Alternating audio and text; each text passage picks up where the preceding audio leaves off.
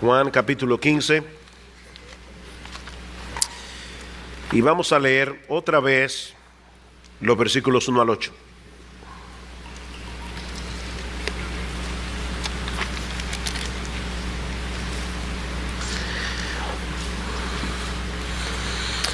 Dice así la palabra de Dios: Yo soy la vid verdadera, y mi Padre es el labrador. Todo pámpano que en mí no lleva fruto lo quitará, y todo aquel que lleva fruto lo limpiará para que lleve más fruto. Ya vosotros estáis limpios por la palabra que os he hablado. Permaneced en mí y yo en vosotros, como el pámpano no puede llevar fruto por sí mismo si no permanece en la vid, así tampoco vosotros si no permanecéis en mí. Yo soy la vid, vosotros los pámpanos. El que permanece en mí y yo en él, éste lleva mucho fruto, porque separados de mí nada podéis hacer.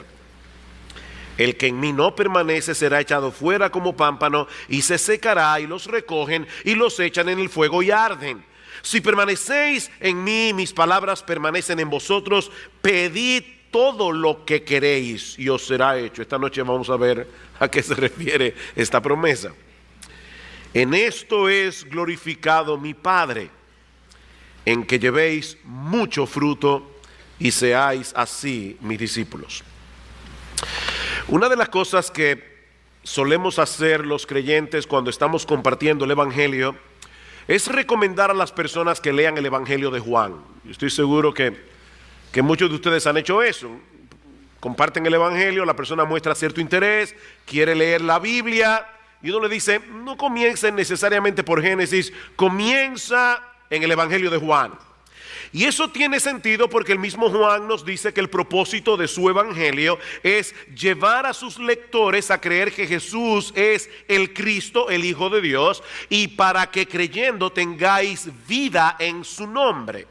El evangelio de Juan nos presenta en una forma clara y sencilla las verdades del evangelio que un incrédulo necesita conocer para venir a Cristo en arrepentimiento y fe. Sin embargo, cuando nosotros venimos al conocimiento del Señor y continuamos leyendo el Evangelio de Juan, nos damos cuenta que contiene verdades teológicas sumamente profundas. Un comentarista dice que el Evangelio de Juan es como una playa cuyas aguas son lo suficientemente superficiales como para que un incrédulo pueda entrar por ellas en el reino de Dios, pero lo suficientemente profundas como para que el erudito más brillante se ahogue allí. Y lo cierto es que eso es lo que ocurre con este pasaje que nosotros comenzamos a estudiar la semana pasada. Luego de pasar varias semanas estudiando Juan 15, por un lado me siento que apenas estoy rasgando la superficie del texto, pero he podido ver más claramente que Juan 15 es como el ropero de las crónicas de Narnia, de C.S. Lewis. Los que han visto la película o han leído el libro, recuerdan a los niños que están jugando, llegan a una habitación, hay un ropero.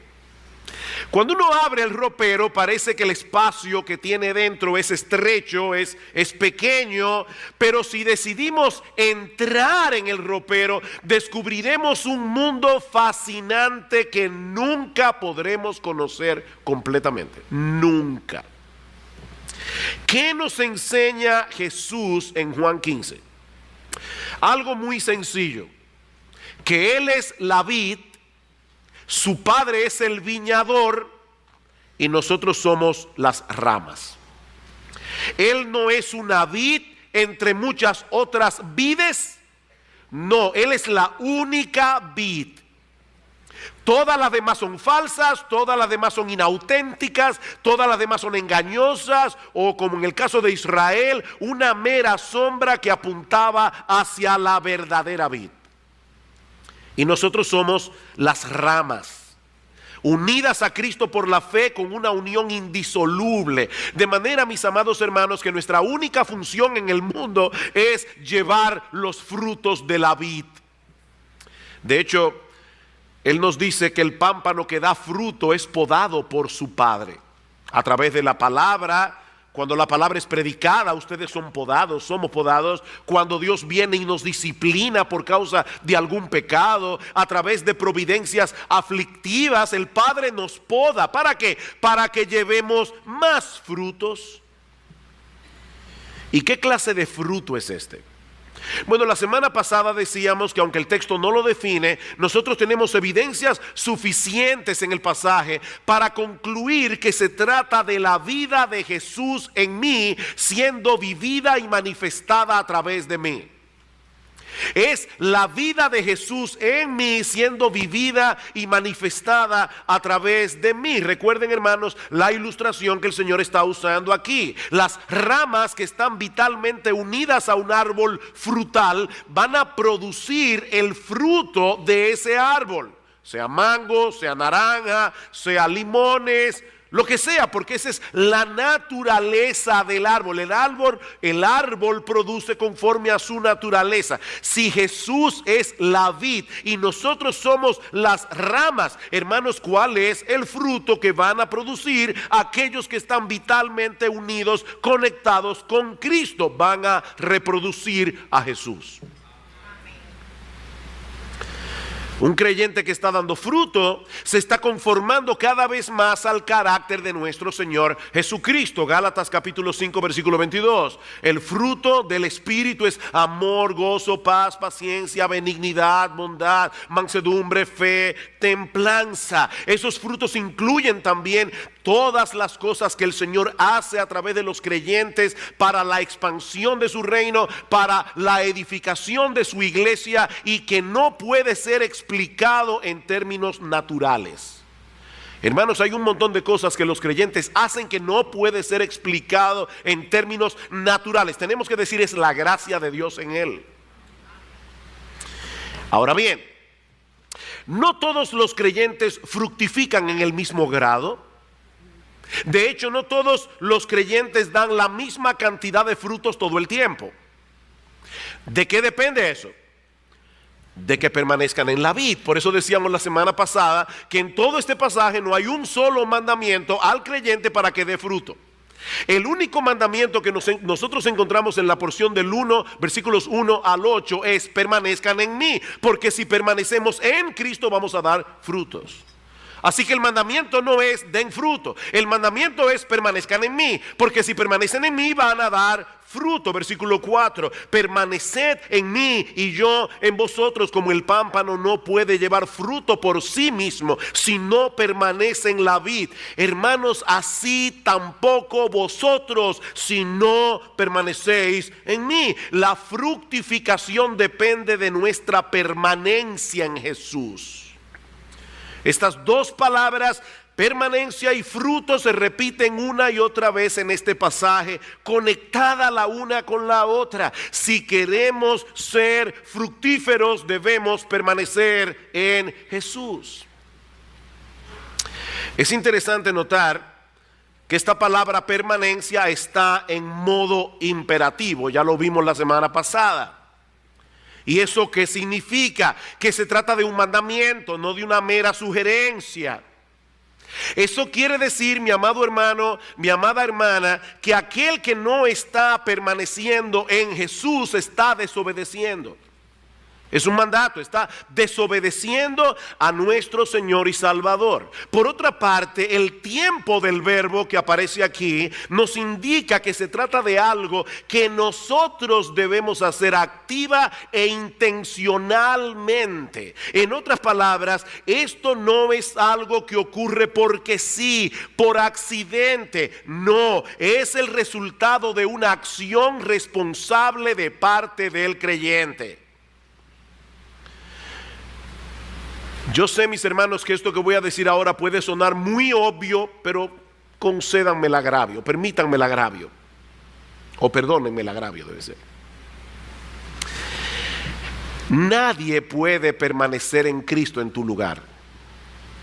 Nadie puede permanecer en Cristo por ti. Tu esposa no puede hacer eso, tu esposo no puede hacer eso, tus padres no pueden hacerlo, tus pastores no pueden hacerlo, ningún hermano de la iglesia puede permanecer en Cristo por ti. Solo tú puedes permanecer en Cristo. Esa es tu responsabilidad personal. ¿Y eso qué significa en la práctica? Bueno, la semana pasada nosotros definimos esa permanencia como mantenernos en comunión con Jesús y en dependencia de Jesús en todo momento de cada día. ¿Qué es permanecer en Jesús? Es mantenernos en comunión con Jesús y en dependencia de Jesús momento a momento, día tras día. Y lo primero que yo quiero hacer en la mañana de hoy es tomar estos dos elementos esenciales de esta definición, de manera que todos podamos salir de aquí comprendiendo de la manera más concreta posible lo que significa permanecer en Cristo. Yo no quiero que nadie salga de aquí preguntándose, pero ¿eso cómo se hace? No, yo quiero ayudarte en la mañana de hoy. Es todo lo que yo voy a hacer. Ayudarte a entender lo que significa permanecer en Cristo. Según esta definición que acabamos de dar, nosotros debemos mantenernos en Cristo, debemos depender de Cristo momento a momento, día tras día. La palabra griega que nuestras versiones de la Biblia traducen como permanecer significa continuar, mantenerse, morar o vivir con una persona. Implica estar en un lugar y permanecer en ese lugar. Eso quiere decir, obviamente, mis hermanos, que antes de tratar de permanecer en Cristo, debemos estar seguros de que ya estamos en Cristo. Antes de tratar de permanecer en Cristo, nosotros tenemos que estar seguros de que estamos en Cristo, unidos a Él por la fe. Imagínate que tú estás cerca de mí, yo estoy hablando por mi celular, y tú me escuchas que yo le digo a la otra persona que está en el otro auricular: quédate en casa hasta que yo llegue. ¿Qué se presupone allí? Que la persona ya está ahí. Yo le estoy diciendo: quédate donde estás. Quédate en casa hasta que yo llegue. No salgas de allí. Pues de la misma manera, mis hermanos, cuando Jesús dice a sus discípulos que debemos permanecer en Él, es porque Él está presuponiendo que nosotros ya estamos en Él, unidos a Él indisolublemente, conectados con Él, viviendo dentro de la esfera de su obra salvadora y de su influencia santificadora.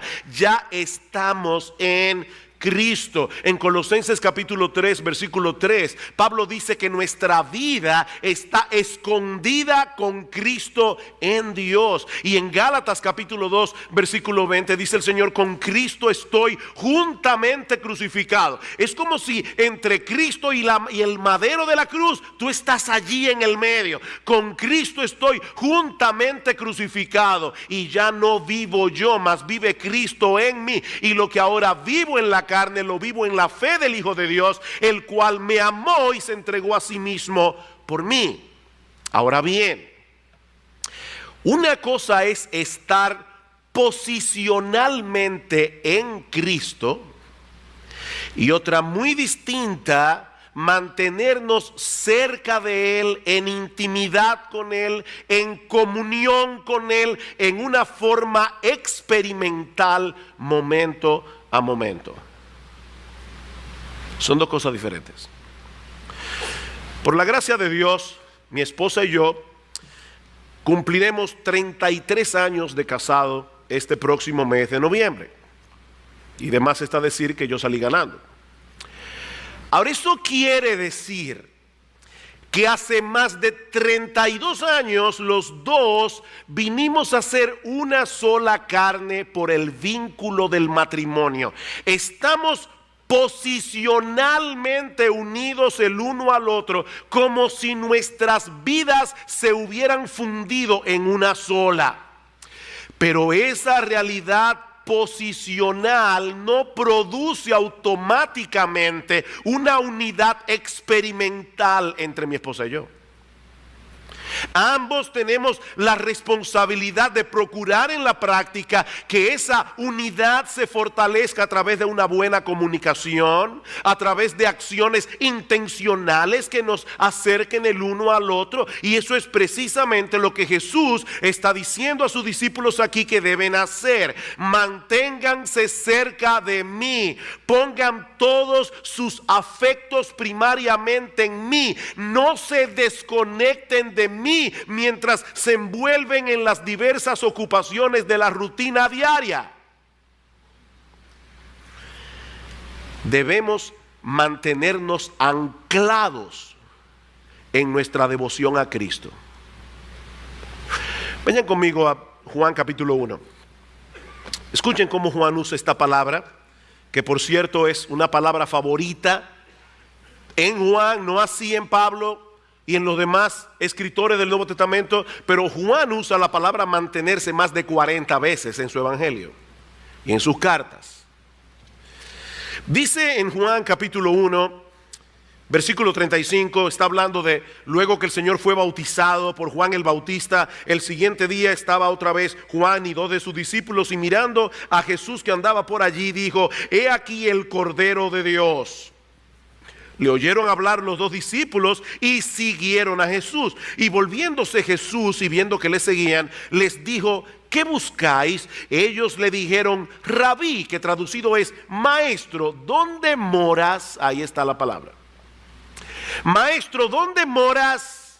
¿Dónde te estás quedando? Versículo 39, les dijo: venid y ved. Fueron y vieron donde moraba. Y ahí está la palabra de nuevo. Y se quedaron con él aquel día. Otra vez la misma palabra. Se quedaron con él aquel día, porque era como la hora sexta. Es decir, hermanos, ellos fueron a Jesús y permanecieron con Jesús físicamente, en este caso, todo el resto del día. ¿Qué significa entonces permanecer en Cristo? Es realmente estar con Cristo, es vivir con Cristo, es interactuar y conversar con Cristo. Significa mantenernos cerca del Señor en una comunión cercana, vital y constante. Juan Carlos Ryle nos dice en su comentario de Juan que es como si el Señor estuviera diciéndonos: aférrense a mí, no se suelten de mí, vivan una vida de comunión íntima y cercana conmigo, acérquense cada vez más, depositen todas vuestras cargas, todos vuestros pesos sobre mí, no se suelten ni un solo momento, arraíguense en mí. Mis hermanos, ¿acaso no es verdad que hay muchos momentos en que nuestras mentes andan divagando, entretenidas en tantas cosas que no estamos apercibidos de que el Señor está ahí? ¿O eso solamente me pasa a mí? Él está ahí y nosotros estamos unidos a Él. Esa es la enseñanza de Pablo en Romanos capítulo 8, versículo 35 en adelante. ¿Qué nos separará del amor de Cristo? Y la respuesta, si usted sigue leyendo el pasaje de Romanos, es nada, nada. ¿Qué puede separarnos del amor de Cristo? Nada.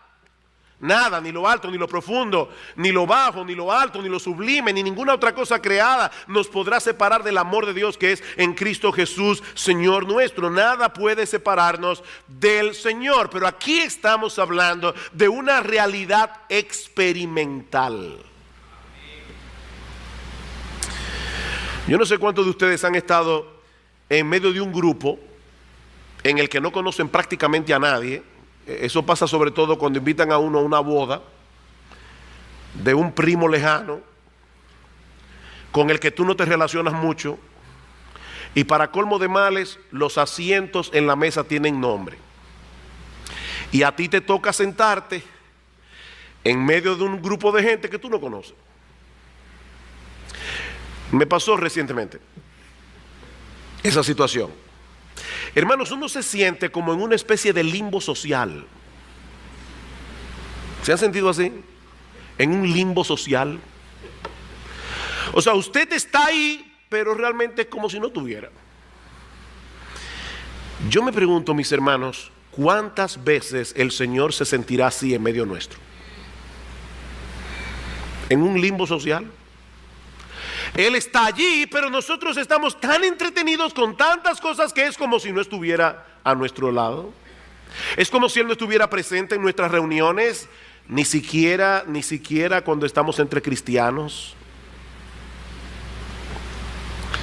Permanecer en Cristo es estar apercibidos de su presencia en nuestras vidas y en una forma intencional mantener una comunión real y cercana con Él. No se trata de algo místico, no se trata de algo abstracto o de entrar en una especie de trance contemplativo que nos desconecta de la realidad. No, Jesús es una persona real que ha prometido estar con nosotros todos los días hasta el fin del mundo.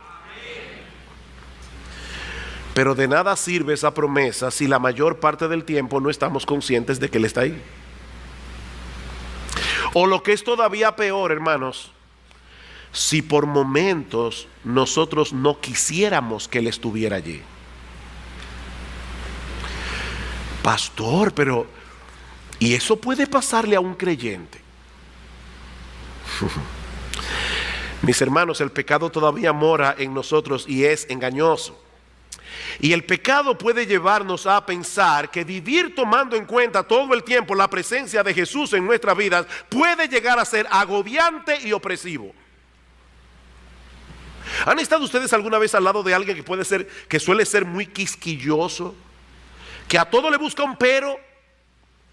Ese tipo de personas nos hace sentir incómodos, no por ser demasiado santos, no.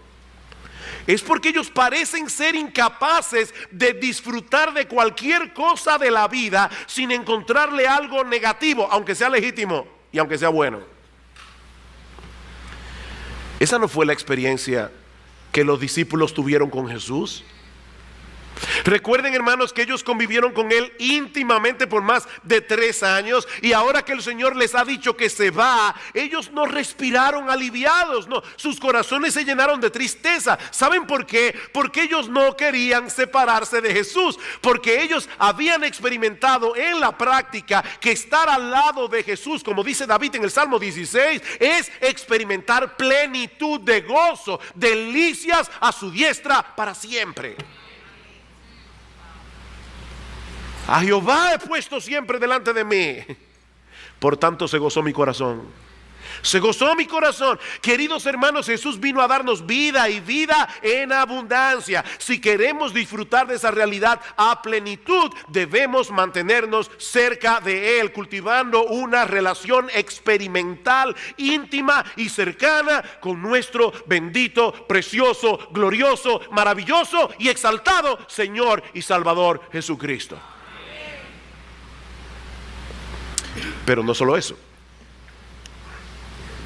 Así como debemos mantenernos cerca de Cristo, también debemos depender de Él, momento a momento, conscientes de la necesidad que tenemos continuamente de todos los recursos que se encuentran en Él. El creyente que permanece en Cristo vive con la conciencia de lo mucho que necesita a Cristo.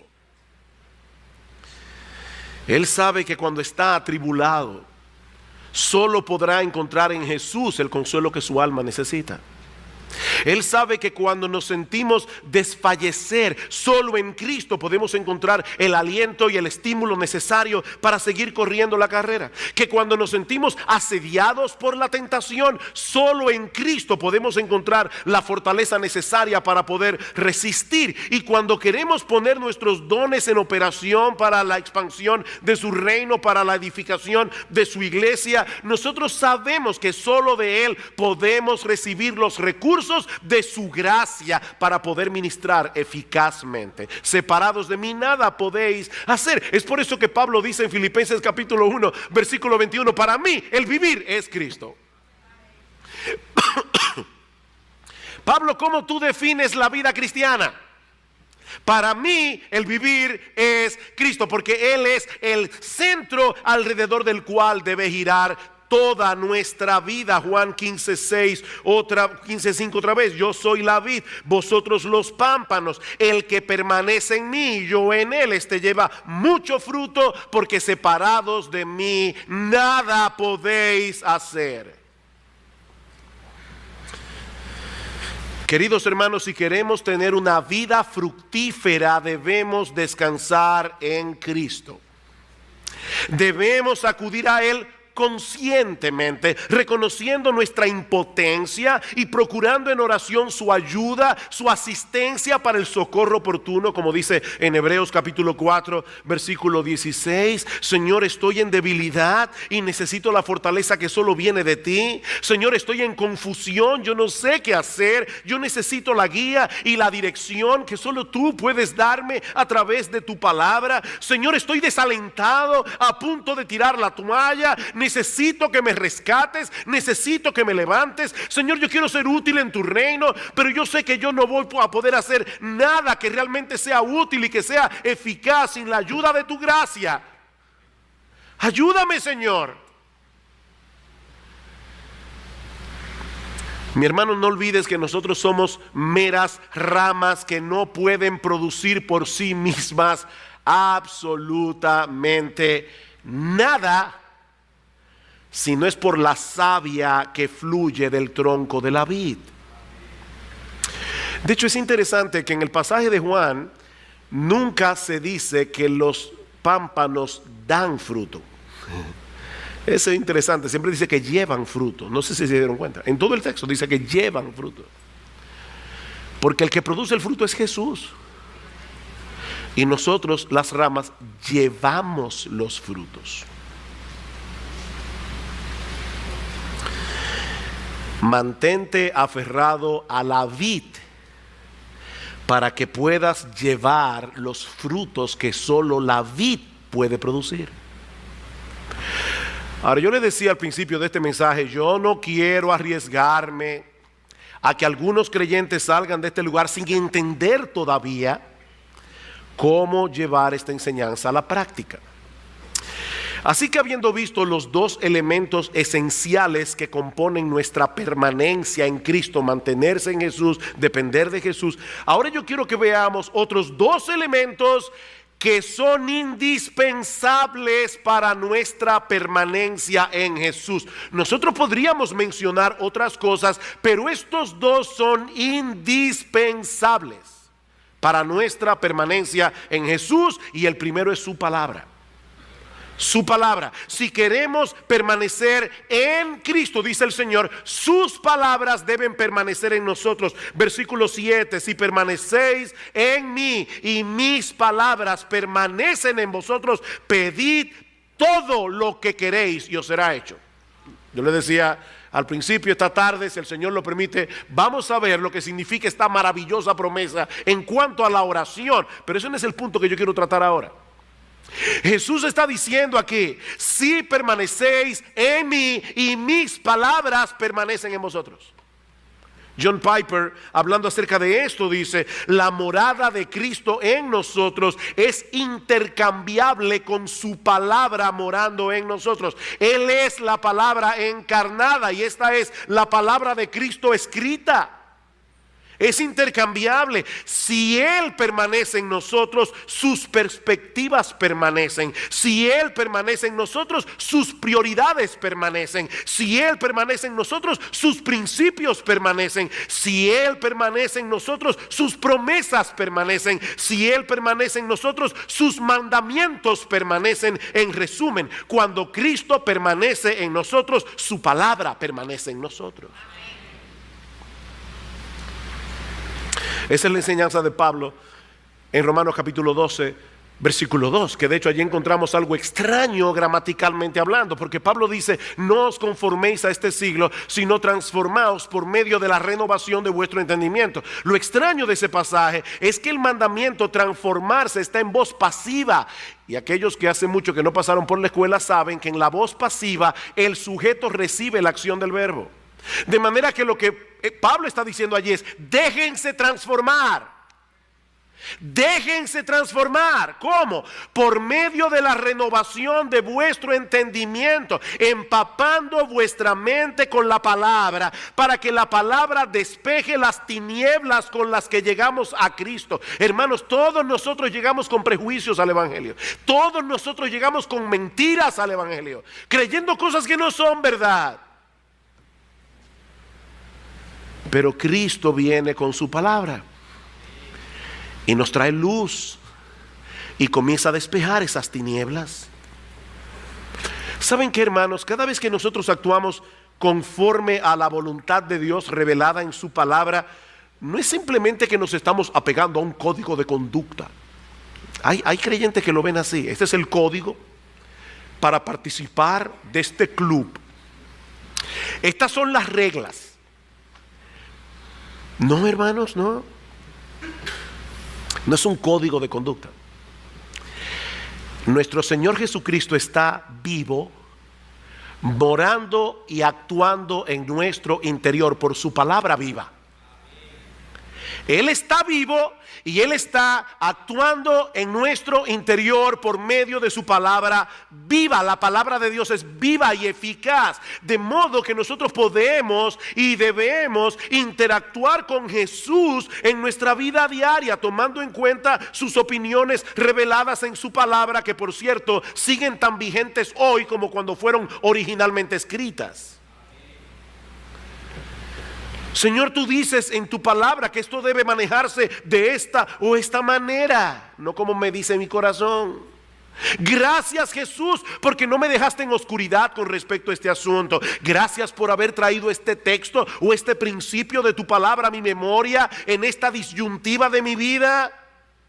Señor Jesús, ayúdame a obedecerte. Señor Jesús, ayúdame a creer de todo corazón que tus caminos son infinitamente mejores que los míos. Ayúdame, Señor, a recordar en todo momento que tú viniste para que tengamos vida y vida en abundancia. Inclina, Señor, mi corazón a la obediencia para que yo pueda disfrutar de esa vida abundante que tú viniste a darme. Mis hermanos, no existen atajos para una vida cristiana fructífera. Esta es la época del microondas. Y uno quisiera, ¿verdad?, que llegara a la iglesia y automáticamente, sin hacer mucho esfuerzo, el microondas se encarga. No existe un cristianismo de microondas. No hay atajos para una vida cristiana fructífera. ¿Quieres llevar frutos para la gloria de Dios? Debes permanecer en Cristo. ¿Quieres permanecer en Cristo? Su palabra debe morar abundantemente en ti. Debes empaparte de esa palabra, debes meditar en esa palabra, debes aferrarte a esa palabra por encima de cualquier opinión humana. Una cosa es leer la Biblia con el propósito de ganarnos el favor de Dios. Señor, aquí estoy, es temprano, mírame bien, mira la hora, Señor, yo espero tu bendición hoy. Eso es legalismo.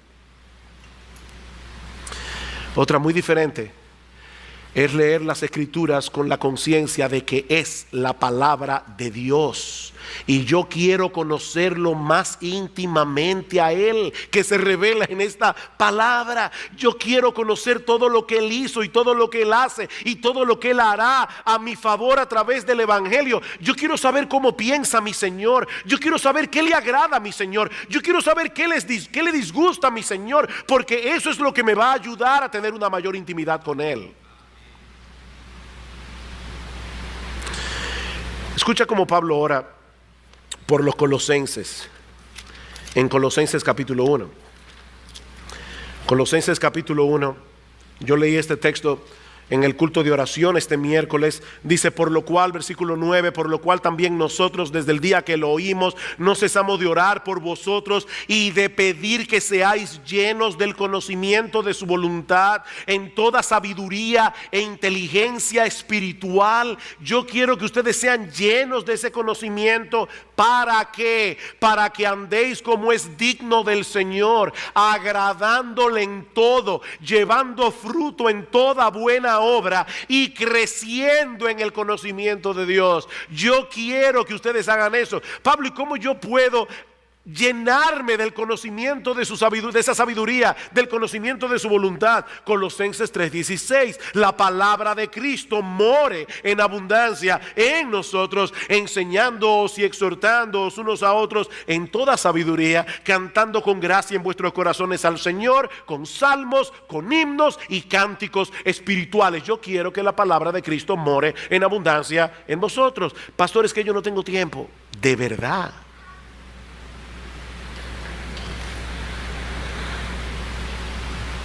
Dice John Piper que si para algo va a servir el Facebook y el Twitter en el día del juicio, es demostrar que la falta de oración y de lectura bíblica no era falta de tiempo.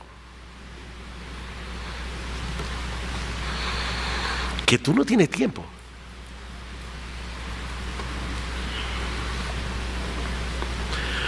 ¿O será que tus prioridades están trastornadas?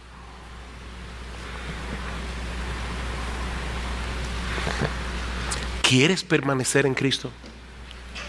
Procura que su palabra permanezca en ti. Esta semana alguien publicó en el correo de citas edificantes, yo no sé si es Salvador o si eres tú que haces las citas edificantes, pero publicó una cita de J.D. Greer que dice: lee tu Biblia como si tu vida dependiera de ello, porque realmente es así. Lee tu Biblia como si tu vida dependiera de ello, porque realmente es así. Pero hay otro elemento indispensable para nuestra permanencia en Cristo, y es la oración. La oración. Noten que hay una relación entre nuestra permanencia en Cristo y su permanencia en el Padre. Versículo 10, Juan capítulo 15, versículo 10, dice el Señor: si guardareis mis mandamientos, eso también lo vamos a ver esta noche, si el Señor lo permite. Si guardareis mis mandamientos, permaneceréis en mi amor, así como yo he guardado los mandamientos de mi Padre y permanezco en su amor. Jesús nos está diciendo: permanezcan en mí como yo permanezco en el Padre.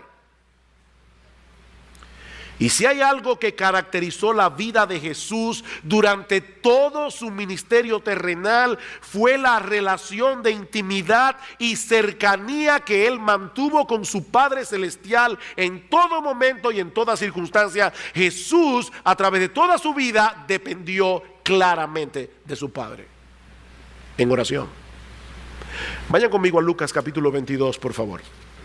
Nosotros decíamos que es muy probable que a partir del versículo 31 del capítulo 14 de Juan, el Señor y los discípulos hayan salido del aposento alto para dirigirse hacia el monte de los olivos. ¿Recuerdan al huerto de Getsemaní, que quedaba cerca de 1 milla de allí?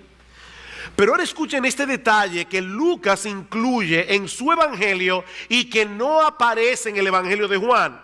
Versículo 39 de Lucas 22.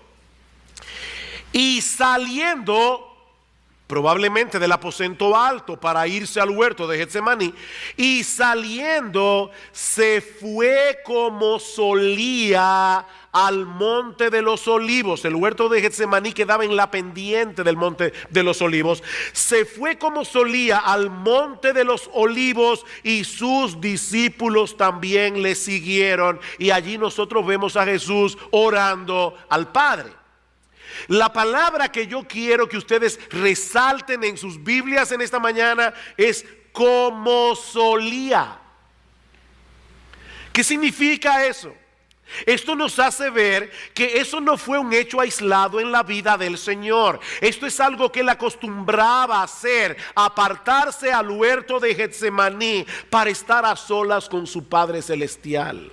Escuchen Mateo 14:23. Despedida la multitud, subió al monte a orar aparte. Y cuando llegó la noche, ¿qué significa eso? o que cuando Jesús llegó al monte todavía no era de noche, fue a pleno día todavía, o quizás en el atardecer. Dice, despedió a la multitud, subió al monte a orar aparte, y cuando llegó la noche estaba allí solo.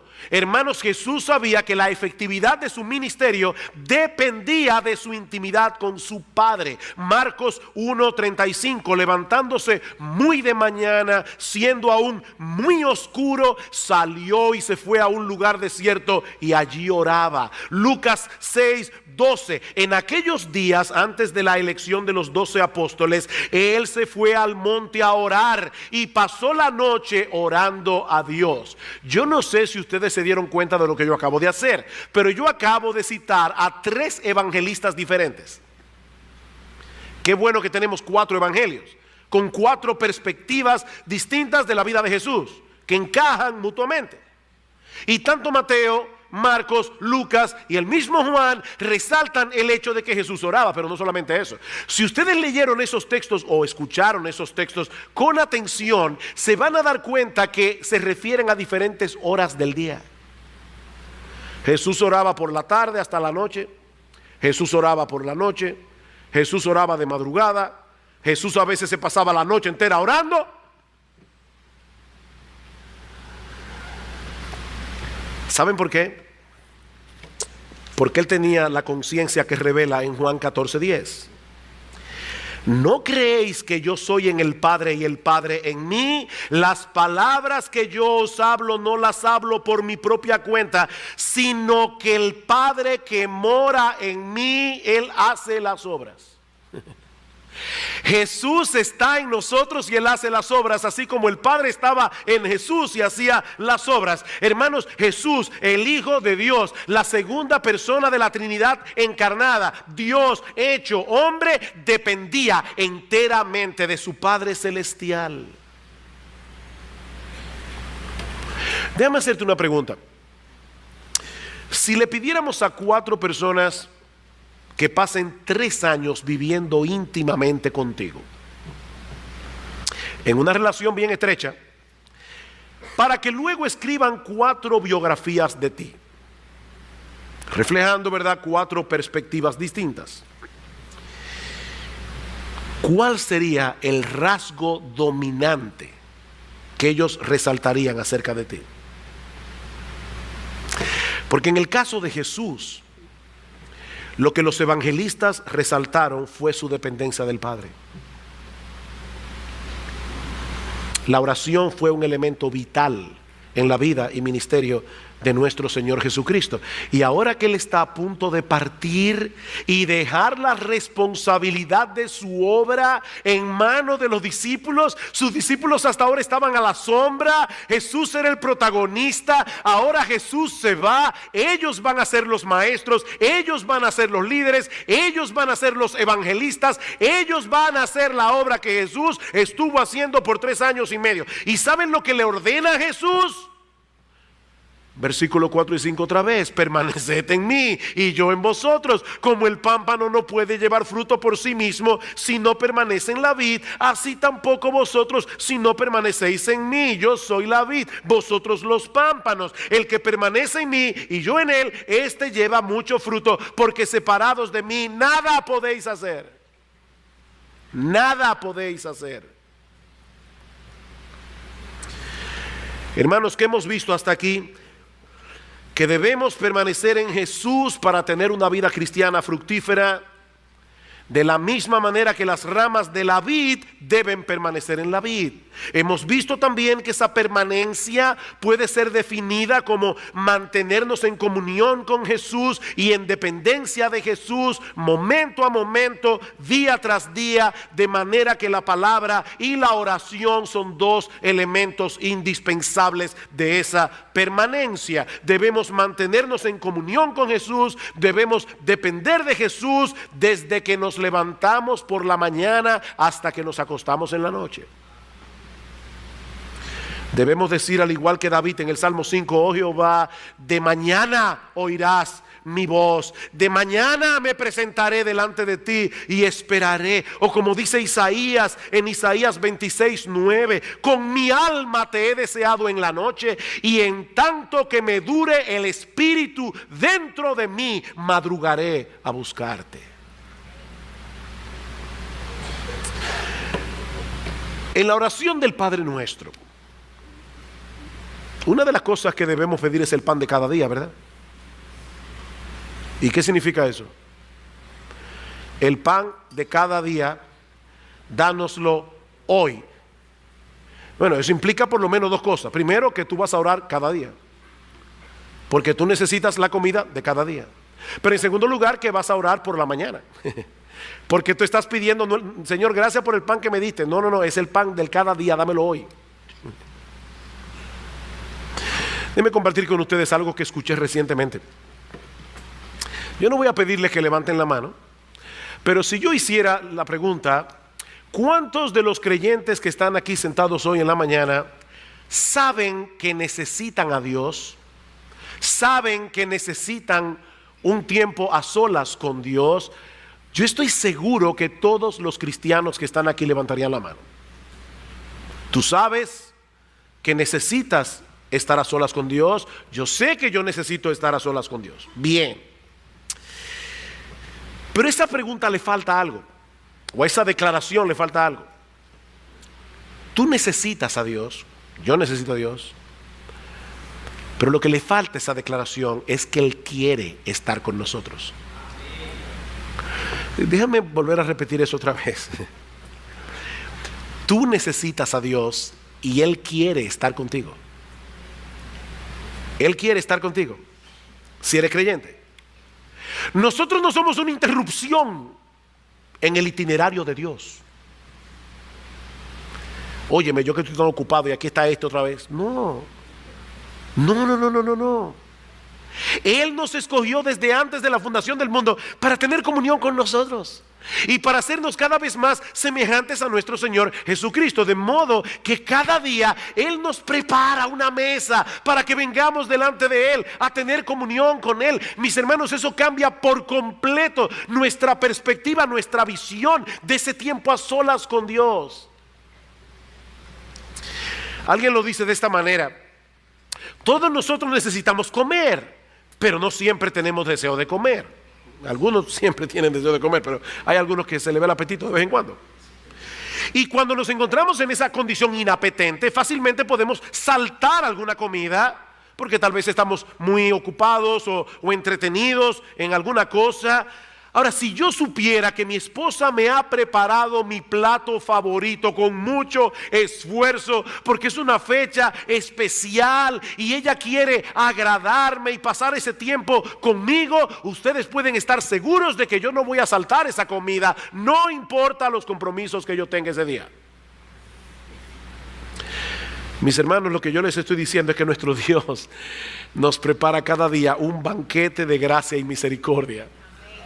Son nuevas cada mañana, un torrente de delicias, como dice el salmista, porque Él quiere que estemos con Él. Él quiere que estemos con Él, hermanos. No solo porque nos ama con un amor eterno e inalterable, sino porque Él quiere seguir formando la imagen de su Hijo en nosotros. Y eso no será posible a menos que cultivemos una relación estrecha con Él. Según a los Corintios 3:18, nosotros todos, mirando a cara descubierta como en un espejo la gloria del Señor, somos transformados de gloria en gloria en la misma imagen como por el Espíritu del Señor. Lo que nosotros vemos de Jesús en la Biblia nos lleva a admirar más a Jesús, y esa admiración por Jesús produce en nosotros una transformación de gloria en gloria conforme a la imagen de Jesús. Es así que funciona esto, hermanos. Y lo mismo podemos decir del culto de adoración. Del culto de adoración, hermanos, cuando una persona falta al culto de adoración por una causa que no sea justa, está manifestando algo peligroso. No en balde en Hebreos capítulo 10 cuando dice no se dejen de congregar como algunos tienen por costumbre, lo dice en el contexto de la apostasía, porque una de las primeras características de aquel que apostata, una de las primeras evidencias de aquel que termina apostatando de la fe, es que se comienza a desconectar de la iglesia en los cultos de adoración. Pero piensen en esto, hermanos, y yo no digo esto ahora para que me tomen pena, pero Cristo ha prometido estar con nosotros en medio de su congregación cuando estemos 2 o 3 congregados en su nombre. Y durante la semana hay un siervo suyo, un pastor, un predicador que se pasa horas y horas y horas y horas estudiando las escrituras, preparando el banquete que él sabe que Dios quiere que él le sirva a su pueblo. Él mismo va a estar allí, moviéndose en medio de los 7 candeleros de oro y tomando algo de la mesa de lo que el pastor preparó y dándotela a ti de manera particular, y toma otra cosa de la mesa que el pastor preparó y te la trae a ti de manera particular. Pero tú no estabas ahí, porque ese día no te dio deseos de venir a la iglesia, o decidiste irte a comer a otro lado. Dios está en su iglesia cada domingo, donde están 2 o 3 congregados en su nombre, y Él te dice: hijo mío, ven que he preparado comida para ti, ven que yo quiero tener comunión contigo. ¿Saben una cosa, hermanos? A Satanás le tiene sin cuidado todas las cosas que supuestamente estás haciendo para el reino de Dios. A él le tiene sin cuidado, siempre y cuando descuides tu comunión con el Señor, porque él sabe que todo lo que hagas será completamente inútil al final. Él lo sabe, y tú estás enredado en 1000 cosas, menos en lo que debes estar: permaneciendo en Jesús, teniendo comunión con Jesús, empapándote de la palabra de Jesús, dependiendo de Jesús. Y el diablo te está mirando allí bien ocupado, porque él sabe que en el día del juicio, cuando tus obras sean traídas delante del tribunal de Cristo, se quemarán como heno, madera y hojarasca.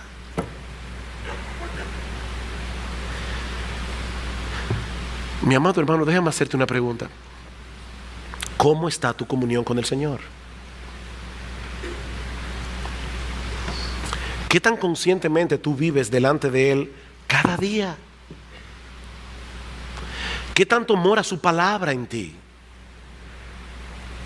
¿Qué tanto dependes de Él en oración? Porque nadie, y Salvador decía algo esta mañana acerca de eso en otro contexto, nadie se mantiene en un estado de neutralidad en este asunto. Si no estás permaneciendo en Cristo, es porque estás permaneciendo en otra cosa. Si no estás permaneciendo en Cristo, es porque estás permaneciendo en otra cosa. Hay algo o hay alguien que está ocupando tu mente y tu corazón, de tal manera que está desplazando a Jesús del centro de tu vida. Puede ser el trabajo, puede ser el deseo de prosperar económicamente,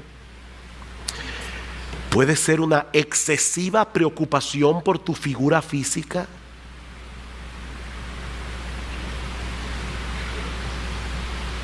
Muchas horas en el gimnasio, pocas horas de estudio de la palabra de Dios.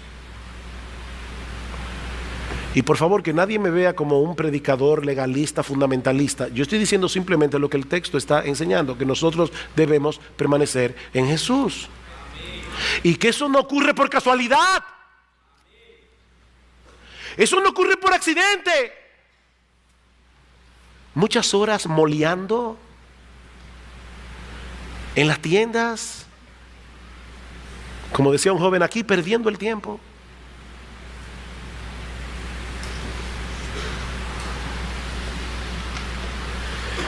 Yo sé que muchos están preocupados por la mundanalidad en la iglesia, por la mundanalidad que profesan, que perciben algunos que profesan la fe, por la forma inmodesta como se visten algunas, por los lugares que visitan, por las entretenciones que se permiten. Hermano, cada vez es más difícil distinguir a los creyentes de los incrédulos en sus entretenciones. Cada vez es más difícil porque no parece haber ninguna diferencia entre lo que hacen los impíos y lo que hacen los creyentes. Pero ¿saben cuál es la raíz de ese problema? Nuestra falta de permanencia en Jesús. Ese mal no se corrige poniendo más reglas que las que hay en la Biblia. Eso sí es legalismo. Sino creyendo de corazón que en la presencia del Señor hay plenitud de gozo, delicias a su diestra para siempre. ¿Ustedes creen que una hermana se va a vestir igual teniendo presente a Jesús, que entre el espejo y ella está Jesús?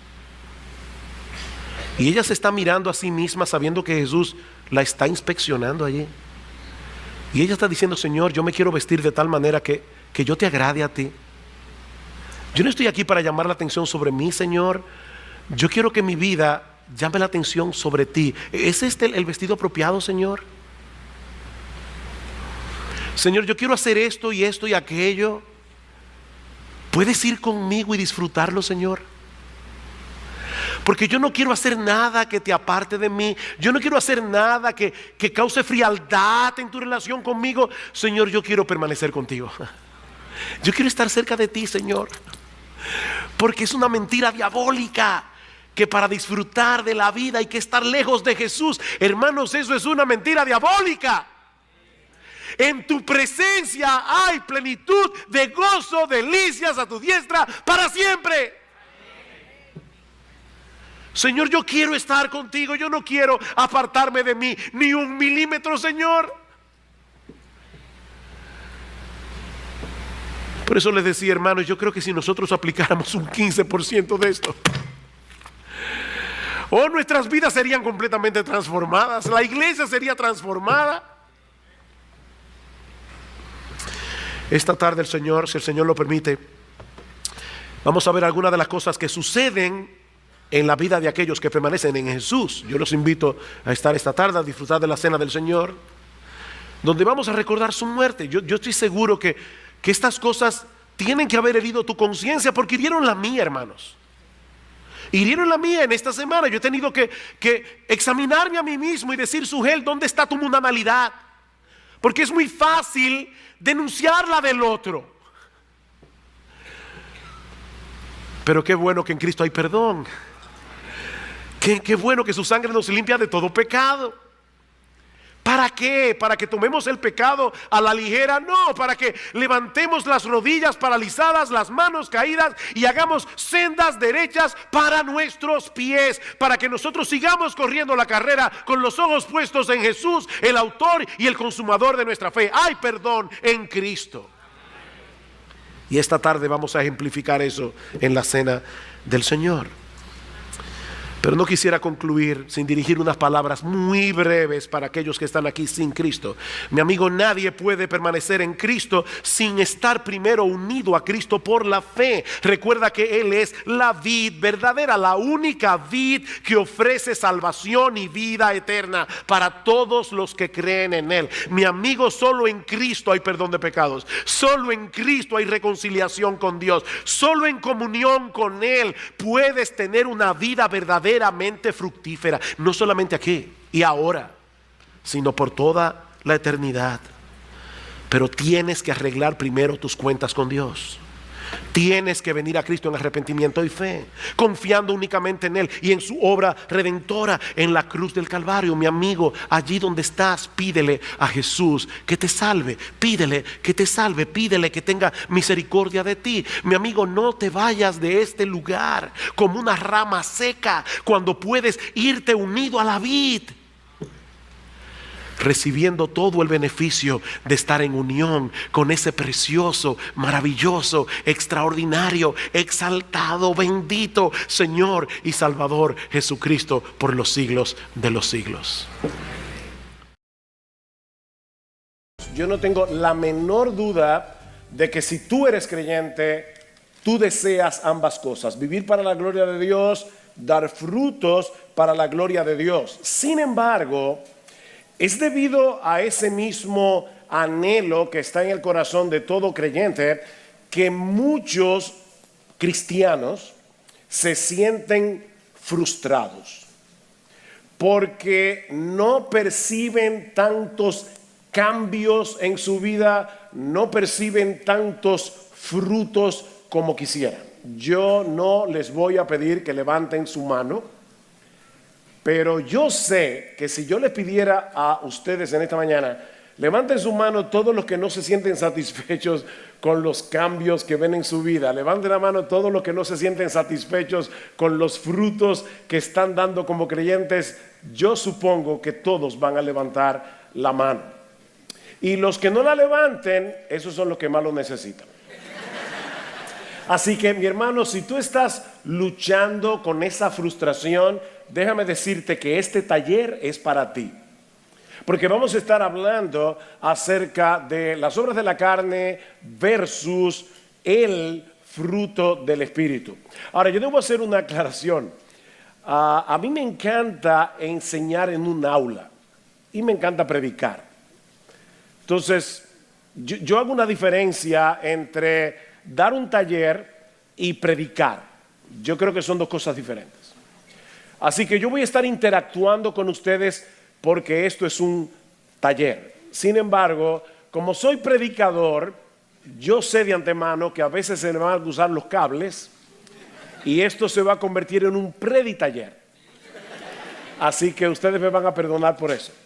Pero quiero que sepan que yo quiero que interactuemos lo más posible, ¿verdad? Porque este grupo es grande, porque esto no es una predicación, esto es un taller. Ahora, yo supongo que cuando ustedes leyeron el título de este taller, las obras de la carne versus el fruto del Espíritu, ¿en qué pasaje bíblico ustedes pensaron inmediatamente? Gálatas capítulo 5. Y tienen razón, porque ese es el pasaje clave del Nuevo Testamento para hablar acerca del tema del fruto del Espíritu y la lucha que tenemos todos los creyentes entre las obras de la carne, el fruto del Espíritu. Sin embargo, antes de llegar a Gálatas 5, yo quisiera primero que pasáramos por Juan 15. Quisiera por favor que vayan en sus Biblias a Juan capítulo 15, versículos 1 al 8. O sea, antes de ver la fructificación en Gálatas capítulo 5, vamos a ver la fructificación en Juan capítulo 15. Y yo le pido por favor que leamos los versículos 1 al 8. Yo soy la vid verdadera, mi Padre es el viñador. Todo sarmiento o pámpano que en mí no da fruto, lo quita o lo poda. Y todo el que da fruto lo poda para que dé más fruto. Perdón, lo quita y lo poda. Vosotros ya estáis limpios por la palabra que os he hablado. Permaneced en mí y yo en vosotros, como el sarmiento o el pámpano no puede dar fruto por sí mismo si no permanece en la vid, así tampoco vosotros si no permanecéis en mí. Yo soy la vid, vosotros los sarmientos, el que permanece en mí y yo en él, este da mucho fruto, porque separados de mí nada podéis hacer. Si alguno no permanece en mí, es echado fuera como un sarmiento y se seca, y los recogen y lo echan en el fuego y se queman. Si permanecéis en mí y mis palabras permanecen en vosotros, pedid lo que queráis y os será hecho. En esto es glorificado mi Padre, en que deis mucho fruto y así probéis que sois mis discípulos. Este pasaje se encuentra en el discurso del aposento alto. Ahí están registradas las últimas palabras del Señor Jesucristo antes de su arresto, antes de su muerte en la cruz. Ya Jesús les ha dicho a los discípulos que Él va a ser traicionado por uno de los suyos. Ya les ha dicho que pronto vendría una separación entre ellos y Él. Sin embargo, Él no pretende dejarlos solos y desamparados. ¿Qué iba a hacer Jesús antes de ascender a los cielos? ¿Iba a dejar solo a los discípulos? ¿Qué iba a hacer Jesús? Enviaría a su Espíritu Santo. Juan capítulo 14, versículo 16. Y yo rogaré al Padre y Él os dará otro consolador para que esté con vosotros para siempre. El Espíritu de verdad, dice el Señor. Y luego en el versículo 23 dice, Jesús respondió, si alguno me ama, guardará mi palabra y mi Padre lo amará y vendremos a él y haremos morada con él. Ahora nosotros ya sabemos por el versículo 16 que esa morada del Padre y del Hijo está en nosotros por su Espíritu. Es en ese contexto que ahora el Señor les dice, yo soy la vid, vosotros los sarmientos, vosotros los pámpanos, como lo traduce la Biblia Reina Valera del 60. La vid era un árbol muy apreciado en el mundo mediterráneo, tanto por las uvas como por el vino. Y no solamente por ambas cosas. Como muchos de ustedes saben, yo vengo de una familia palestina y en mi casa, desde que yo soy un niño, siempre había mata de vid.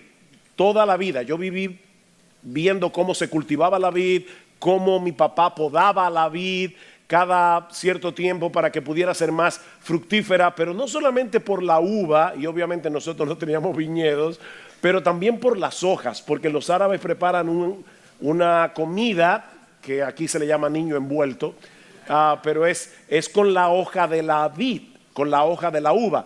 Ahora, excepto para dar uvas, para hacer vino y para comer niño envuelto, la vid no sirve para nada más.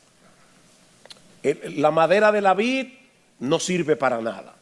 O sea, solamente este árbol sirve para dar fruto. Y en el Antiguo Testamento, la vid era un símbolo ¿de qué? De la nación de Israel. Lo vemos en Salmos capítulo 80, versículos 8 al 9, dice que Dios tomó una vid de Egipto y la plantó en Canaán. Lo vemos en Isaías capítulo 5, versículos 1 al 7, donde Dios dice, yo hice por mi viña todo lo que se podía hacer por mi viña, sin embargo, en vez de producir uvas buenas, produjo uvas silvestres. Los vemos también en Jeremías capítulo 2 versículo 21, en Oseas capítulo 11 versículo 1. Israel como nación no dio el fruto que se esperaba de ella. Pero ahora llega Jesús. Y unas pocas horas antes de su muerte, Él dice de sí mismo, yo soy la vid verdadera. No en contraposición a la vid falsa, esa no es la idea, sino más bien Israel como vid no era más que una sombra de mí. Yo soy el verdadero Israel. ¿Recuerdan Gálatas capítulo 3 donde dice Pablo, que la promesa que Dios le dio a Abraham se la dio a Abraham y a su simiente? Dice, no a sus simientes como si hablase de muchos, sino ya su simiente, la cual es Cristo. Así que Cristo es el verdadero Israel. Eso es lo que Jesús está diciendo cuando dice, yo soy la vid verdadera. De manera que todos esos frutos que Israel no pudo producir como nación, porque fue una nación infiel a Dios, ahora Jesús va a producir esos frutos a través de sus discípulos. Yo soy la vid verdadera, ustedes son los sarmientos y han sido escogidos por mi Padre para llevar mucho fruto. Ahora bien, mis hermanos, ¿de qué fruto es que Jesús está hablando aquí? El Padre los escogió, los conectó a mí como el pámpano a la vid para que ustedes puedan llevar mucho fruto. ¿Cuál es ese fruto?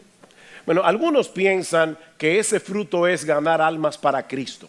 Le prediqué el evangelio a una persona, se convirtió, tengo un fruto.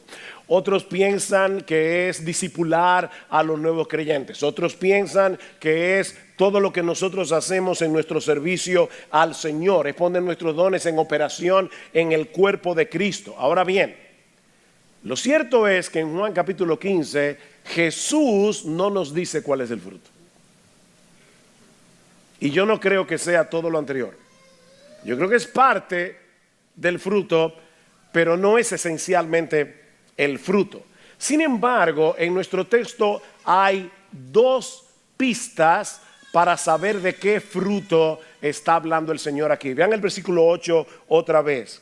En esto es glorificado mi Padre, en que deis mucho fruto y así probéis que sois mis discípulos. Cristo está diciendo, primero, que este fruto es la evidencia de que somos cristianos. Y en segundo lugar, que es a través de ese fruto que el Padre es glorificado. Entonces, ¿cómo es glorificado el Padre? Ahora yo les pido que vayan conmigo a Juan 14. Juan capítulo 14, versículos 12 al 14. Recuerden, hermano, que esto es un taller. Voy con calma. Dice el Señor, en verdad os digo, el que cree en mí, las obras que yo hago, él las hará también, y aún mayores que estas hará, porque yo voy al Padre. Y todo lo que pidáis en mi nombre, lo haré para que el Padre sea glorificado en el Hijo. Ahí está la idea otra vez. Cuando ustedes dan frutos, glorifican a mi Padre. Y ahora dice aquí, pidan en mi nombre y yo lo haré para que el Padre sea glorificado en el Hijo. Si me pedís algo en mi nombre, yo lo haré. Noten, hermanos, algo muy importante. Yo suelo decirle a nuestra iglesia, la bendición está en la gramática. A veces nosotros leemos textos muy rápido y perdemos ciertos detalles. Noten que Cristo no está diciendo, todo lo que ustedes le pidan al Padre en oración, Él les va a dar las fuerzas para hacerlo. ¿Eso es lo que el texto dice? ¿Qué es lo que el texto dice? ¿Pero quién es que lo va a hacer? El Hijo. El Padre solo es glorificado en el Hijo. Así que lo que el Señor promete en este texto es que todo lo que le pidamos al Padre en su nombre, conforme a su voluntad, el mismo Jesús lo va a hacer a través de nosotros, para que el Padre sea glorificado en el Hijo. Ese punto es importante. Mis hermanos, la razón por la que nuestras vidas pueden traer gloria al Padre es por el hecho de que Jesús mora en nosotros y obra a través de nosotros, porque estamos unidos a Él como el pámpano está unido a la vid. Noten el capítulo 14, versículo 20. En ese día conoceréis que yo estoy en mi Padre y vosotros en mí y yo en vosotros. ¿Ven la conexión? Yo estoy en el Padre, ustedes en mí, yo en vosotros. Hay una unidad entre los creyentes y Cristo, y es por causa de esa unidad que ahora nosotros podemos glorificar al Padre. Podemos dar frutos para la gloria de Dios porque hemos sido unidos a Cristo por la fe desde el momento mismo de la conversión. La vida de Jesús fluye a través de nuestra vida. Lo que nos lleva a la segunda pista que nos da el texto para saber de qué fruto es que Jesús está hablando aquí. Y es la metáfora misma. ¿Cuál es la metáfora? Yo soy la vid, ustedes son los pámpanos o los sarmientos. Entonces, ¿cuál es el fruto? Nosotros somos el fruto. Ok, déjeme una pregunta de horticultura.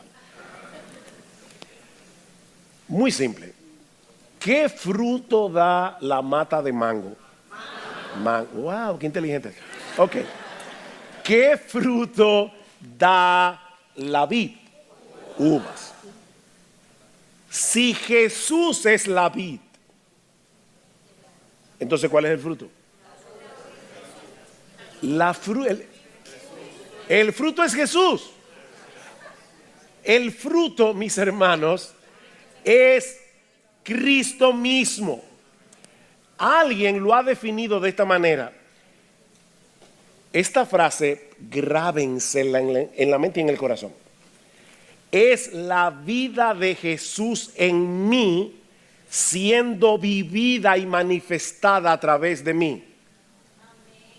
Eso es lo que glorifica al Padre. Ese es el fruto que da un verdadero creyente, que Jesús está siendo reproducido en nosotros.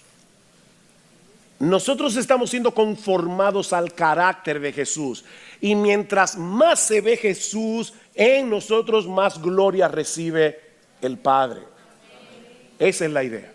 Así que el fruto sí puede ser predicar el Evangelio, pero por el poder que Jesús te da para hacerlo. Sí puede ser hacer discípulos por el poder que Jesús te da para hacerlo. Sí es servir a los hermanos porque Jesús te da poder para servir y te da amor para servir. Pero al final de cuentas el que se lleva la gloria es Jesús, no tú. Y a través de Jesús el Padre. Así que el fruto, mis hermanos, es Jesús. Donald Carson define el fruto de Juan 15 como todo lo que en nuestras vidas da gloria al Padre. Pero luego dice, es la intimidad que disfrutamos con Jesucristo, como la unión de la vid y los pámpanos, lo que genera semejante productividad.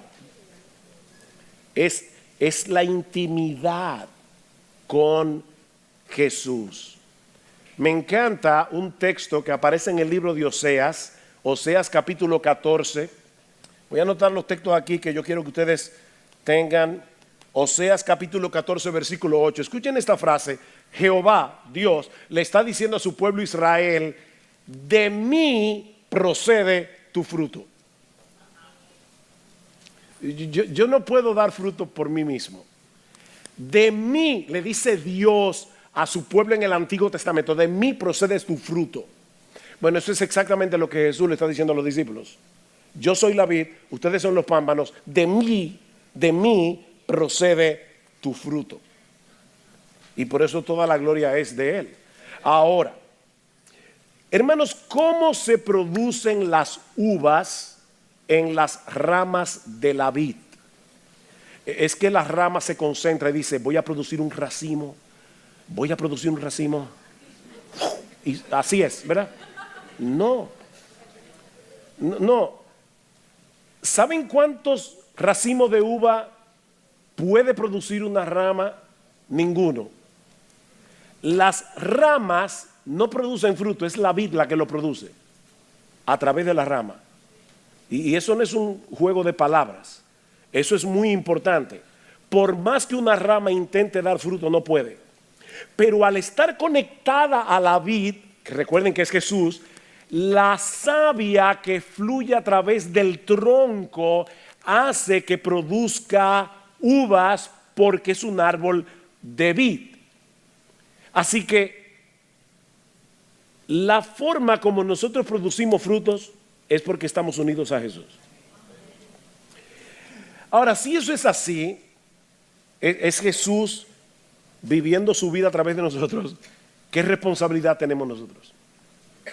Esto es quédate pasivo y deja que Jesús fructifique, o hay alguna responsabilidad en ti y en mí. Están afinados ustedes. Es interesante notar algo en Juan 15, 1 al 8. La palabra fruto aparece en ese pasaje 6 veces y luego 2 veces más en el versículo 16, así que 8 veces en total. Déjeme hacerle ahora una pregunta, a ver si cuando ya estaba leyendo el texto al principio lo leyeron con atención. ¿Cuántas de esas veces el dar fruto aparece en imperativo, o sea, como un mandato?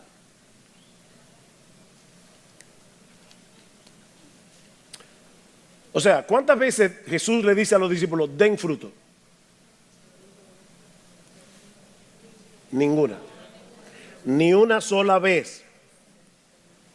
Hermanos, no hay un solo mandamiento en todo este pasaje dirigido al creyente para que produzca frutos. O sea, Jesús no llamó a los discípulos esa noche y le dijo, miren, mañana voy a ser crucificado, luego yo voy a ascender a los cielos, ahora ustedes tienen la responsabilidad de hacer todo vuestro esfuerzo por producir fruto. No. En todo ese pasaje hay un solo mandamiento. Y esa es la clave, mis hermanos, para una vida fructífera. Hay un solo mandamiento y no es den fruto. ¿Cuál es ese mandamiento? Permanezcan en mí. ¿Ven? De hecho, la palabra permanecer aparece 15 veces en Juan capítulo 15, versículo 1 al 8. 15 veces. Así que, hermanos, el foco de nuestras vidas cristianas es permanecer en Jesús, porque separados de Él nada podemos hacer. Ahora, ¿eso qué significa en la práctica? Porque yo le decía a mi esposa cuando salíamos para acá, esa idea de permanecer en Jesús suena tan mística, suena tan abstracta, y yo quisiera, mis hermanos amados, que ustedes salgan de aquí sabiendo qué es lo que tienen que hacer. Permanezcan en Jesús. ¿Qué significa eso? Bueno, de una manera bien simple, permanecer en Jesús no es otra cosa que mantenernos en comunión con Él y en dependencia de Él cada momento de cada día. Permanece en Jesús. Permanecer en comunión con Él y en dependencia de Él cada momento de cada día. Recuerden, todo creyente se encuentran unidos a Cristo por la fe, con una unión indisoluble. Pero una cosa es estar unido a Cristo posicionalmente y otra muy distinta, mantenernos cerca de Él en una forma experimental en cada momento. Hace un momento dijimos que en noviembre pasado mi esposa y yo cumplimos 41 años de casados. Eso quiere decir que hace 41 años ella y yo vinimos a ser una sola carne por el vínculo del matrimonio. Estamos posicionalmente unidos el uno al otro como si nuestras vidas se hubiesen fundido en una sola. Pero esa realidad posicional no produce automáticamente una unidad experimental entre mi esposa y yo, ¿no es así? Ambos tenemos la responsabilidad en la práctica de que esa unidad se fortalezca a través de una buena comunicación, a través de acciones intencionales que nos conecten el uno al otro. Bueno, eso es precisamente lo que Jesús está diciendo a sus discípulos en este pasaje. Manténganse cerca de mí, pongan todos sus afectos primariamente en mí, no se desconecten de mí mientras se envuelven en las cosas cotidianas del día a día. Permanezcan en mí. Permanecer en Cristo es estar apercibidos de su presencia en nuestras vidas y en una forma intencional mantener una comunión cercana con Él a través de la palabra y a través de la oración. Noten los versículos 7, 9 y 11. Si permanecéis en mí y mis palabras permanecen en vosotros, pedid lo que queráis y os será hecho.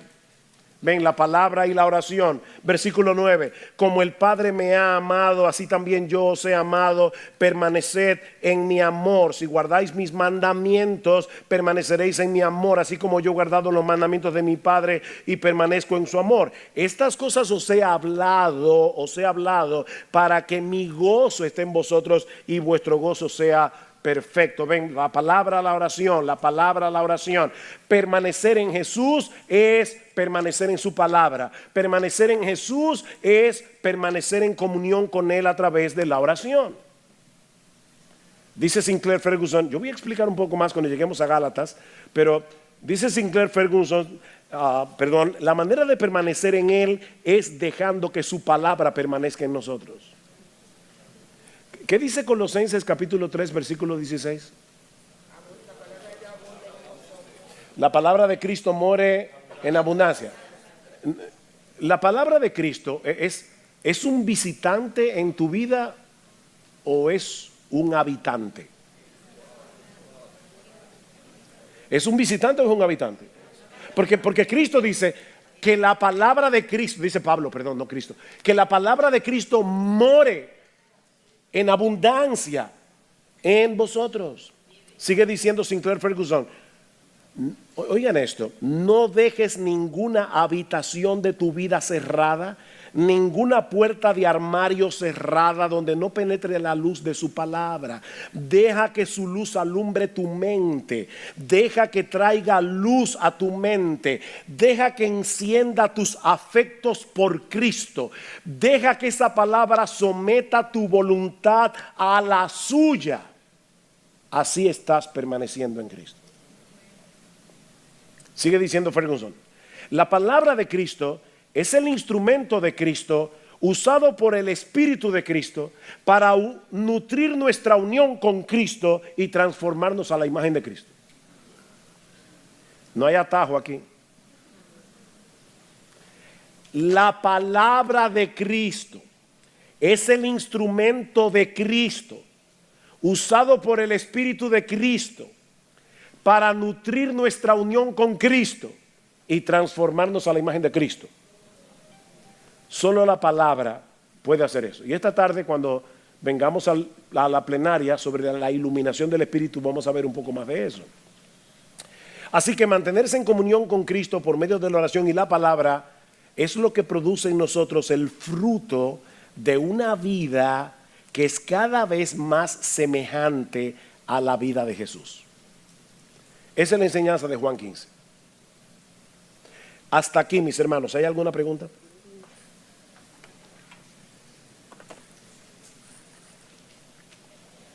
Recuerden que esto es un taller o un preditaller. Bien, vamos entonces a Gálatas, capítulo 5, versículo 16 al 25. Gálatas capítulo, esto es un 5, aunque usted no lo crea. Versículos, ahora está peor.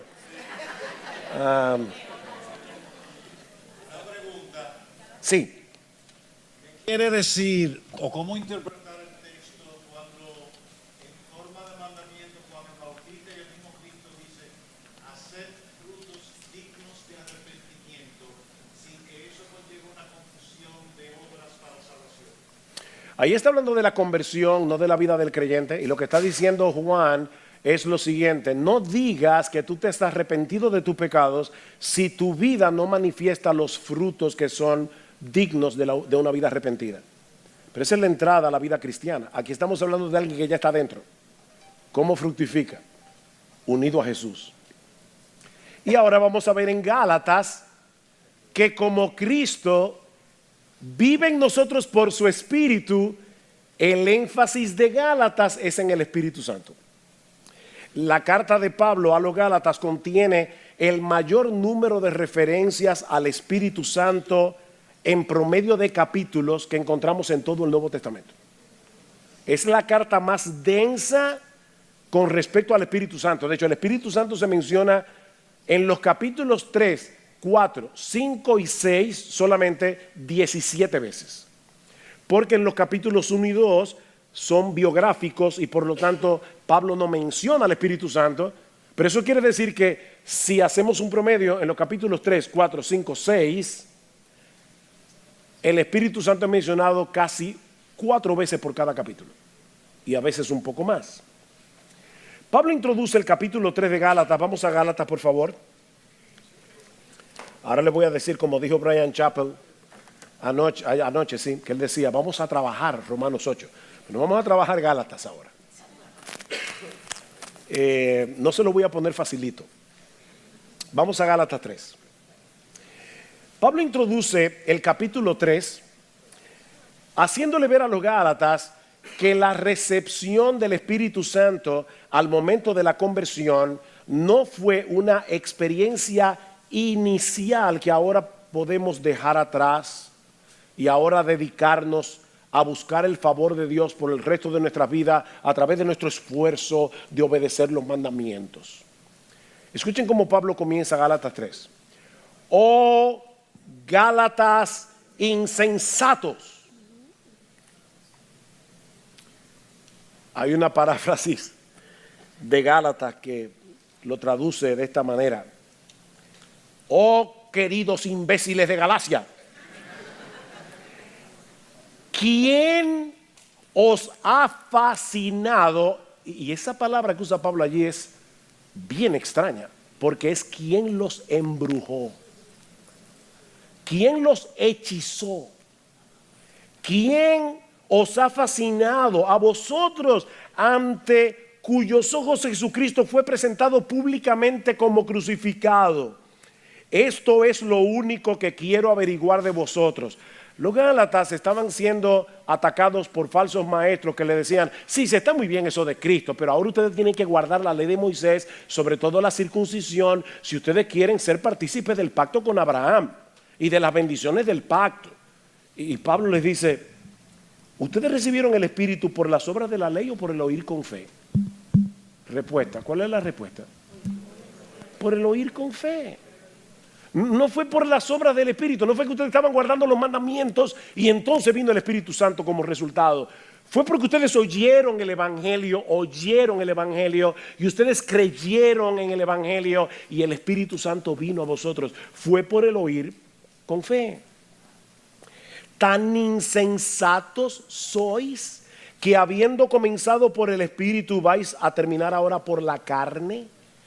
¿En qué sentido Pablo está usando aquí la palabra carne? Esto es importante. No en el sentido de naturaleza pecaminosa, sino en el sentido de ahora ustedes que comenzaron por la fe y recibieron el Espíritu por la fe, ¿van a seguir guardando los mandamientos para recibir el favor de Dios? O sea, no es que no guardemos los mandamientos, no es que no obedezcamos a Dios. La pregunta es: ¿por qué ustedes están obedeciendo a Dios? Porque si tú lo estás haciendo para ganarte el favor de Dios, tú estás viviendo en la carne. Estás viviendo en la carne. Nosotros obedecemos a Dios no para ser favorecidos por Dios, sino porque ya fuimos favorecidos por Él, solo por Cristo, solo por gracia, solo por medio de la fe. Esto es sumamente importante. Aquí el orden de los factores se altera el producto. Si tú estás tratando de ganarte el favor de Dios a través de tu obediencia, tú estás viviendo carnalmente.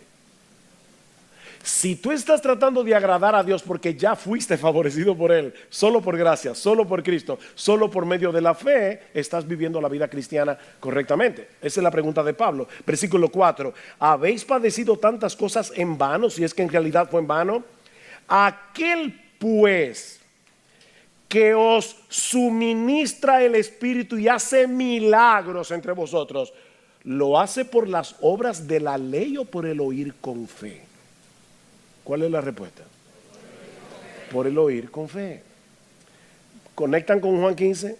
Yo oigo la palabra, creo la palabra, y como Cristo mora en mí por su Espíritu, yo produzco frutos. Hacen cosas extraordinarias.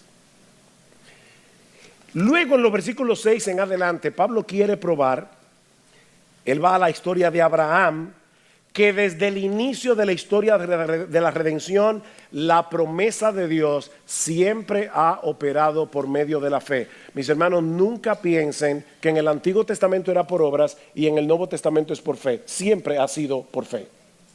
Siempre. Hebreos 11. Los héroes de la fe son de ¿dónde? ¿Del Antiguo Testamento o del Nuevo? Del Antiguo Testamento. ¿Qué dice de la historia de Abraham? Versículo 6. Así Abraham creyó a Dios y le fue contado por justicia. Por consiguiente, sabed que los que son de fe, esos son hijos de Abraham. Y la Escritura, previendo que Dios justificaría a los gentiles por la fe, anunció de antemano las buenas nuevas. ¿Saben lo que dice el texto griego? El Evangelio. Anunció de antemano el Evangelio a Abraham, diciendo: en ti serán benditas todas las naciones de la tierra. Así que los que son de fe son bendecidos con Abraham el creyente. Así que siempre ha sido por la fe, el oír la palabra por la fe.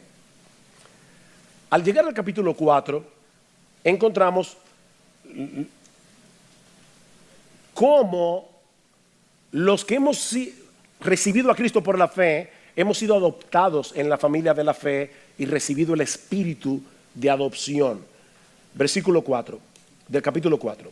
Pero cuando vino la plenitud del tiempo, Dios envió a su Hijo, nacido de mujer, nacido bajo la ley, a fin de que redimiera a los que estaban bajo la ley, para que recibiéramos la adopción de hijos. Y porque sois hijos, Dios ha enviado el Espíritu de su Hijo a nuestros corazones, clamando: Abba, Padre. ¿Por qué tú estás unido a Cristo? Porque el Espíritu de Cristo mora en ti. El Espíritu de Cristo es el vínculo entre nosotros y Jesús. Y ahora llegamos al capítulo 5 de Gálatas, y ahí hay lo que alguien ha llamado un estallido de referencias al Espíritu Santo. De hecho, en los versículos 16 al 26, Pablo menciona al Espíritu 7 veces. Es un estallido. ¿Qué dice Pablo en Gálatas 5:16? Que los creyentes deben andar por el Espíritu. Y hay una promesa aquí: andad en el Espíritu y no cumpliréis los deseos de la carne. Permítanme aquí una referencia griega y van a entender ahorita por qué. La palabra griega que aparece en el versículo 16 es peripateo. En un momento van a entender por qué la referencia. Luego en el versículo 18 dice: si sois guiados por el Espíritu, no estáis bajo la ley. Otra vez, la palabra griega allí es una palabra que ustedes saben, pero no saben que se la saben. Es la palabra pedagogue, de donde viene la palabra pedagogo. Ahora, si ustedes recuerdan bien y han leído Gálatas, yo espero que ustedes no lleguen al cielo y Pablo les diga: ¿y tú no leíste mi carta a los Gálatas? Si ustedes leyeron la carta de Pablo a los Gálatas, saben que ya Pablo ha hablado de un pedagogo anteriormente. ¿Dónde? No, en Gálatas, El ayo. Dice que la ley es un ayo. Bueno, si se aburren pueden oír a Chapel. La ley es un ayo que nos lleva a Cristo porque nos muestra la impotencia de guardar la ley. La palabra ayo es la misma palabra de Gálatas 5, pedagogo. Así que Pablo está diciendo: la ley antes de ustedes ser cristianos era su pedagogo. Eso viene de paidos ago, que significa uno que guía a un niño, ¿verdad? Entonces, la ley era nuestro pedagogo cuando no éramos cristianos y nos guió hacia Cristo. Pero una vez que somos cristianos, ahora tenemos otro pedagogo. Y ese pedagogo se llama el Espíritu Santo. Ahora, otra vez, yo le decía de nuevo a mi esposa, así como la idea de permanecer en Cristo puede sonar muy mística y abstracta, eso de andar en el Espíritu, ser guiado por el Espíritu. Y luego en el versículo 25 dice vivir por el Espíritu. ¿Qué significa eso? Aquí es donde es importante esta palabrita peripateo. Hay tres grandes filósofos griegos que son Sócrates, Platón y Aristóteles. Si quieren un recurso mnemotécnico, piensen en un spa. Sócrates, Platón y Aristóteles.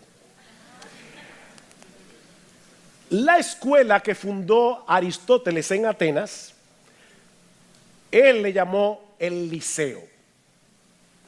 Pero la escuela vino a ser conocida como la escuela ¿qué? No puede ser, me quedan 15 minutos. Bueno, abróchense los cinturones. Vamos rápido. La escuela peripatética le llamaban a la escuela de Atenas. ¿Por qué? Porque la palabra peripateuo en griego lo que significa es caminar detrás de alguien o caminar en una dirección particular.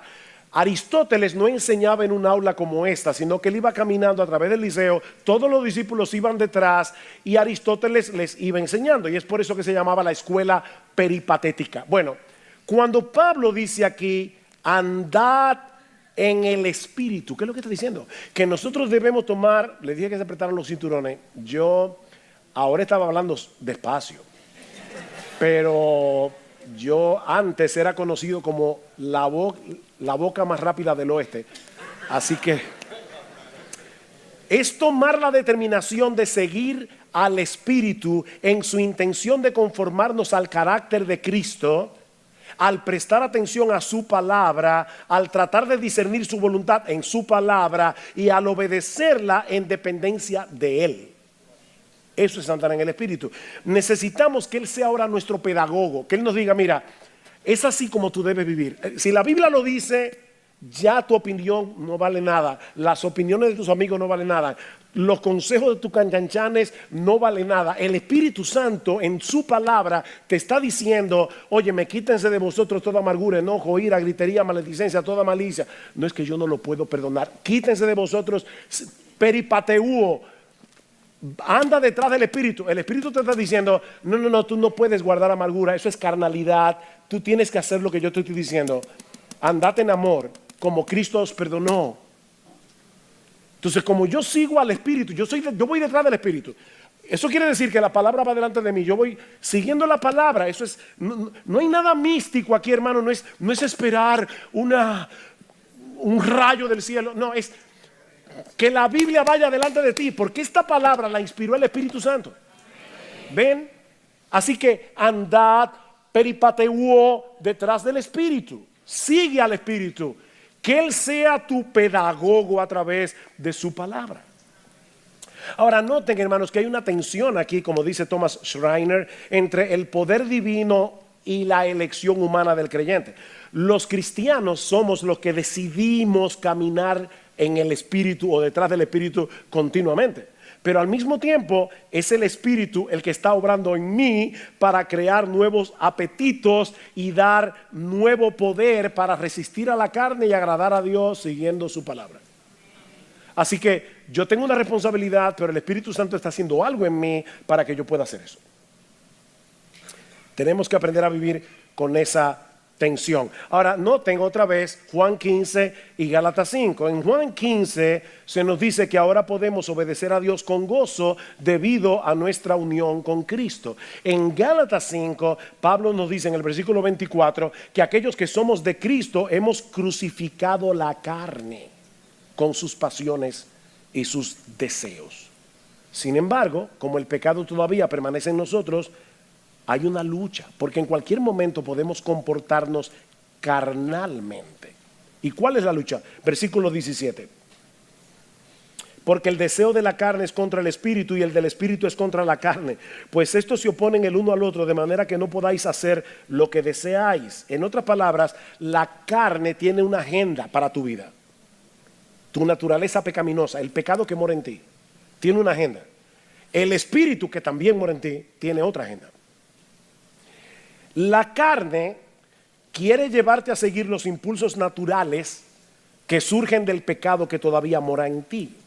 Eso es lo que Pablo llama el deseo de la carne, pero literalmente la palabra que usa Pablo aquí es epithumía, que lo que significa es un sobredeseo. Un sobredeseo. Es un anhelo que controla toda tu vida. Mis hermanos, nuestro problema no es que siempre, no es únicamente cuando deseamos cosas malas. Puede ser cuando sobredeseamos cosas buenas, pero las deseamos más que a Dios. ¿Es correcto que un soltero, una soltera deseen casarse? Totalmente legítimo. Si tú deseas casarte, muy bien. Pablo dice, procuren casarse. 1 Corintios 7. Pero si eso se convierte en un sobredeseo, si tú lo deseas más que a Dios de tal manera que aunque tienes a Dios, vives insatisfecho o insatisfecha y con descontento porque tú no tienes eso que sobredeseas, entonces ya es tu naturaleza pecaminosa, idolátrica, la que te está dominando. Estamos convirtiendo esas cosas en nuestro Salvador. Si yo tuviera eso, yo fuera feliz. Dios no te basta. La lucha entonces entre la carne y el espíritu es una lucha de deseos. El espíritu desea una cosa en nosotros que es completamente contraria a lo que desea la carne. ¿Qué es lo que desea el espíritu?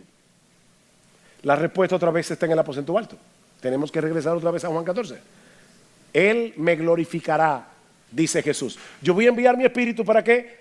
para que me glorifique. Yo sé que aquí en Por Su Causa se ha mencionado ese texto varias veces. La obra principal del Espíritu es glorificar a Cristo. Así que, hermanos, lo que desea el Espíritu es mostrarnos a Cristo por medio de su palabra y conformarnos cada vez más al carácter de Cristo.